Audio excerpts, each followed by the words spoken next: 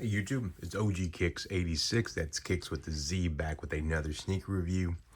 Just a quick disclaimer, as always, my channel's not about hype. It's more about helping someone make a buying decision on a sneaker one way or another. Anyways, with that being said, let's go ahead and get into this review. We'll go ahead and start with the size label, as we always do. Air Jordan 1 Retro Low OG, Varsity Red, Black, and Summit White. Let's go ahead and get this box open. Standard Air Jordan 1 box. And we'll go ahead and get these out here. So, nothing else in the packaging, nothing special in there. Just your typical tissue paper. And I'll get this right here. And we'll get it going. So, before we dive too deeply into it, these do come with a second set of laces, which is the white ones. And then you have the black ones that come in the shoe. So obviously these are the Chicago Lows, and these released back in mid-November. And I mean, just not too much that I need to say about this shoe. Just a classic and iconic shoe. And really, you know, I see people talk about watch collections, just having one watch and being done. Well, one watch collection, as they call it. And this is how I feel as far as on a shoe. Like, if you just needed one or two shoes and that's all you need for the rest of your life, I think this would definitely be in that conversation, along with like a Chuck Taylor or something like that. Just very classic, iconic shoe. As far as the materials on these, let me slide this out so we can get some movement. Just slightly better than your typical Air Jordan 1s. That's a little disappointing. I would have liked for them to have a little bit better quality material, but as you can see as well, these actually have that bigger swoosh that was brought back starting sometime late last year. You do have a little bit of texture on the leather here, but I think that's all kind of just for show, because it doesn't really, you know, make it feel any better, to be honest with you. Kind of looks like it was stamped on there or made to look like that.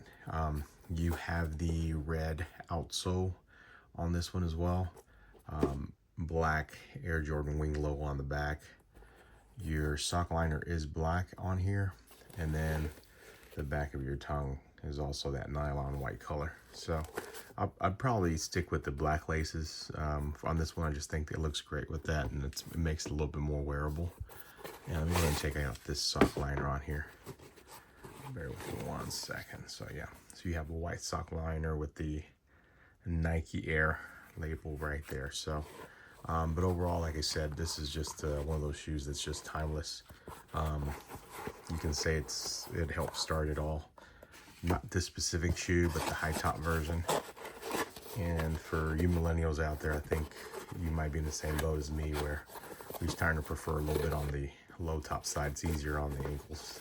So, but just overall, just a classic shoe. I was very excited when I found out this was coming out this year. Obviously, the hype was not there, which is awesome in my book, because these are literally available everywhere, which is telling me these are going to go on sale, so you're going to be able to buy them for below retail, which is great. I did pay full price for these for the purposes of this review, right around $156 from JD Sports. Not sure if I mentioned that earlier, but like I said, this is just a great shoe. Comfort, it's just like your standard Air Jordan 1. Not the most comfortable in the world, obviously not the best, but if we're being honest with each other, this is more of an aesthetic shoe. So versatility, since it is low, you can either dress it down, dress it up. You can literally wear this with pretty much anything. And my final thoughts on this is, if you have an opportunity to get this at retail, by all means, go ahead and pull the trigger, especially if you have a bigger or larger size foot. You know, like those 12 and a half, 13s, I know those are harder to get. So I would definitely buy them now, whether at retail. And this is even a shoe that I would consider paying over retail for, but thankfully we're not in that situation. But that's how highly I think of this shoe. So with that being said, that's my final thoughts on it. If you can get it, grab it. And if you have a smaller foot, you can wait a little bit, but just make sure that you don't wait too long.